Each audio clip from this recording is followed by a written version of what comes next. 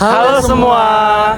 Kami kelompok 7 PRD kelas 16 akan mempresentasikan mengenai prototipe kami yang berjudul Sistem Monitoring Tekanan dan Laju Alir secara real time untuk deteksi kick dan blowout pada model reservoir minyak berbasis microcontroller. Sebelumnya perkenalkan, saya Davara Insafiera dengan NIM 122240048. Saya Indonesia Ramawati dengan NIM 122-24021. Saya Tadus Safrina Abdullah dengan NIM 122-24001. Saya Samuel Kusbayang dengan NIM 122-24004. Saya Hari Anggen Purba dengan NIM 122-24069. Check it out.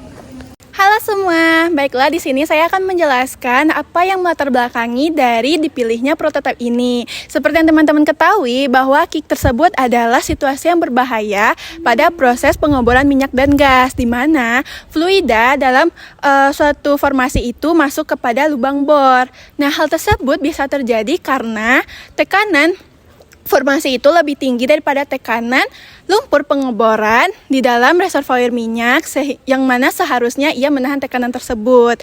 Dan di sini jika kick tersebut tidak bisa kita kendalikan, maka hal tersebut bisa menyebabkan sesuatu yang baru atau bisa kita sebut dengan blowout. Di mana blowout ini adalah fluida yang atau semburan fluida yang keluar dengan sangat kuat dan tak terkendalikan ke permukaan, di mana si blowout ini akan membawa gas, minyak, bahkan lumpur dalam jumlah yang sangat besar, dan hal tersebut bisa menyebabkan sesuatu resiko yang baru atau bisa berbentuk ledakan, kebakaran, bahkan pencemaran lingkungan. Oleh karena itu, pentingnya kita memiliki sistem monitoring deteksi dini terhadap tekanan abnormal sebagai bentuk pencegahan awal sebelum adanya situasi yang memburuk. Oleh karena itu, di mana konsen kita di sini adalah pada keselamatan kerja di lapangan. Nah, oleh karena itu kita memiliki upaya pencegahan kecelakaan sebelum tekanan abnormal ini bisa lebih tidak terkontrol lagi. Sekian.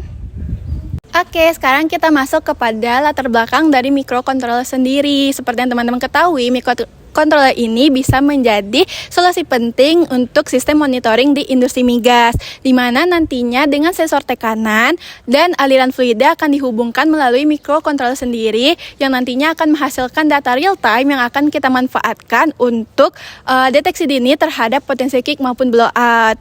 Dan hal ini tidak hanya menyangkut soal efisiensi, tetapi juga keselamatan kerja. Seperti yang kita ketahui di industri migas, ketika itu sesuatu yang sangat diutamakan atau prioritas utama. Oleh karena itu, pentingnya sistem monitoring berbasis microcontroller ini bisa membantu kita untuk menanggulangi atau membatasi atau mencegah dari adanya kecelakaan yang fatal.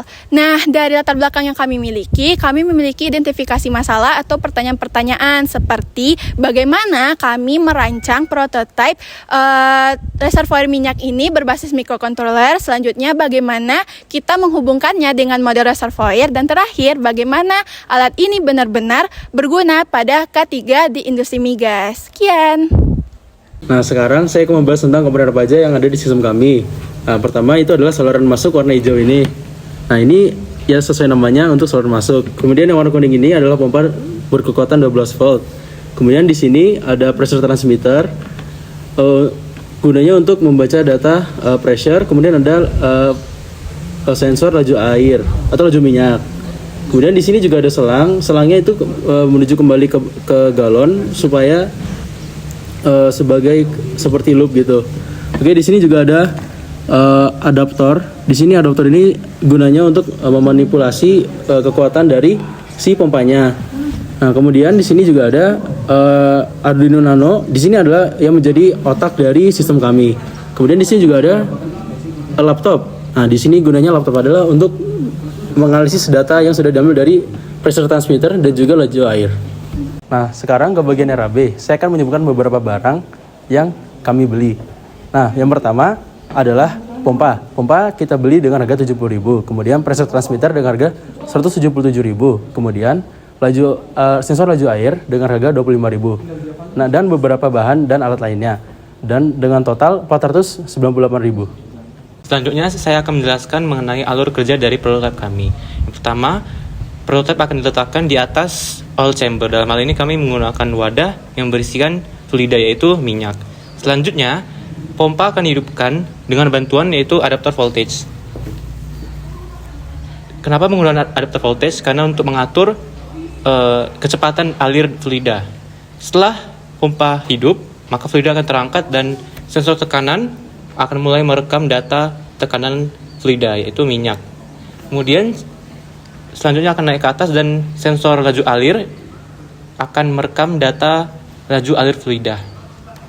Setelah data tekanan dan laju alir terekam, maka akan dikumpulkan di microcontroller yaitu Arduino Nano. Setelah itu, data tersebut akan dikirimkan ke PC yaitu laptop dengan menggunakan kabel USB. Nah, di sini akan dilakukan pengolahan data secara matematis untuk menentukan indikasi adanya kick atau operasi aman. Di sini kami menggunakan dua analisis yaitu slope analysis dan residual analysis. Untuk menganalisis potensi kick, dalam prototipe kami digunakan dua metode, yaitu metode analisis residual dan metode analisis slope change.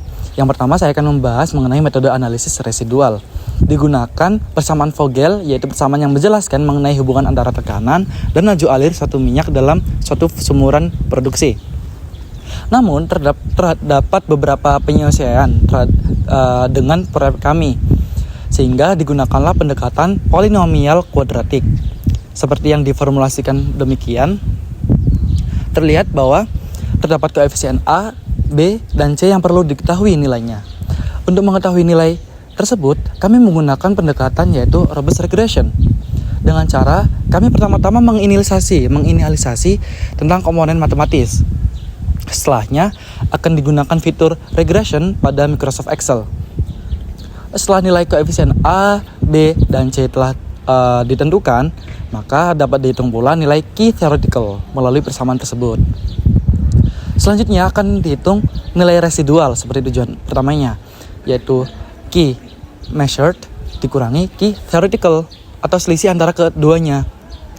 Sehingga langkah terakhir ialah mengevaluasi potensi kick dari metode ini yang akan dijelaskan pada poin analisis dan pembahasan selanjutnya.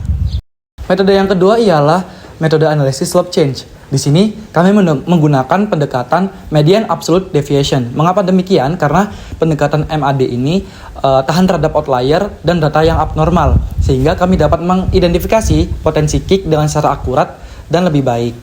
Pertama-tama terdapat dq per dp, yaitu laju perubahan alir terhadap laju perubahan tekanan. Kami di sini meninjau apabila terdapat suatu data yang mengalami lonjakan cukup signifikan dalam laju alirnya tanpa diiringi dengan laju yang perubahan signifikan juga terhadap pressure itu, atau bahkan pressure-nya itu cenderung menurun, akan dilabalisasi sebagai potensi kick. Demikian juga pada metode analisis slope change bagian dq per dt. Kami meninjau suatu data berdasarkan perubahan laju alir per satuan waktu. Jika terdapat suatu lonjakan laju alir dalam interval waktu yang singkat, yang signifikan, maka hal tersebut juga dapat diindikasikan sebagai potensi kick. Oke, sekarang masuk ke poin pembahasan, analisis dan pembahasan. Pertama-tama, kami akan mengevaluasi hasil potensi indikasi kick dengan cara menetapkan batas operasi aman, yaitu threshold, sebesar 3,7 dari nilai standar deviasi masing-masing. Dapat dilihat di sebelah kiri saya atau sebelah kanan frame, hasil evaluasi analisis potensi kick bagian metode residual. Dapat diklasifikasikan menjadi berwarna hijau jika operasi aman dan berwarna merah jika terkonfirmasi kick. Dan juga terdapat hasil evaluasi dari metode analisis dq per dp juga dq per dt. Selanjutnya ialah finalisasi hasil evaluasi dari potensi kick. Kami menambahkan satu kolom baru, yaitu final kick indication, dengan menghitung atau mengklasifikasikan potensi-potensi kick yang ada dengan klasifikasi sebagai berikut. Jika 1/3 dari metode analisis kami menyatakan kick, maka dilevelisasi atau dilabalisasi sebagai potensi rendah. Jika 2/3 menyatakan adanya potensi kick, maka dapat diklasifikasikan menjadi potensi tinggi. Jika 3/3 metode itu menyatakan adanya potensi kick, maka nyata terdapat kick yang terjadi pada sistem reservoir. Dan berikut ialah masing-masing dari kelebihan dan keterbatasan dari setiap metode analisis kami. Dapat dilihat dalam tabel berikut. Setelah kami melakukan proyek ini, terdapat beberapa kesimpulan yang dapat kami temukan. Yang pertama, prototip ini mampu memonitor laju alir dan tekanan secara real time menggunakan sensor tekanan dan sensor laju alir. Yang kedua, prototip ini mendeteksi kick dan blowout dengan menggunakan dua metode analisis. Yang pertama analisis residual dan yang kedua analisis slope change. Yang ketiga, kick adalah lonjakan alir tanpa disertainya perubahan tekanan secara signifikan serta adanya residual yang cukup besar antara laju alir teoritis dikurangin dengan laju alir sebenarnya. Dan yang ketiga, prototip ini mampu mendukung peningkatan K3 atau keselamatan kerja di lapangan secara nyata. Terdapat beberapa saran yang kami dapat berikan dalam mengembangkan prototip ini lebih lanjut. Yang pertama, menambah variabel penelitian. Dengan menambahkan variabel yaitu tekanan reservoir pada model reservoir yang kita buat sendiri, maka persamaan Vogel akan dapat menghasilkan analisis yang lebih akurat. Yang kedua, otomatisasi pemindahan data, yaitu kita bisa dapat menggunakan IoT untuk memindahkan data ke Excel untuk dianalisis secara langsung. Kemudian ketiga, efisiensi anggaran.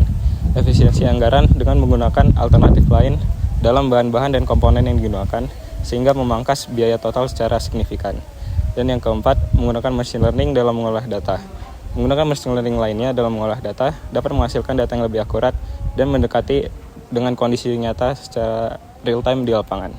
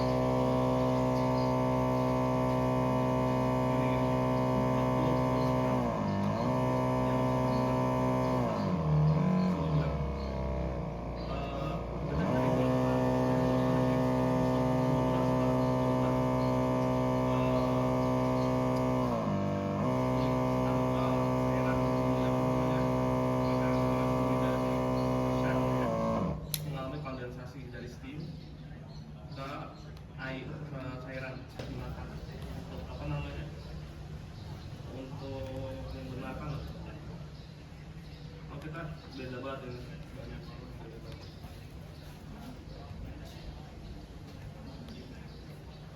Dia benar bandingin aja. Gak bisa apel dua kalau Pak. Pak? Dua apel dua. Hah? Ini yang kelompok 12 punya kita masukin, sama yang kelompok 9 dimasukin.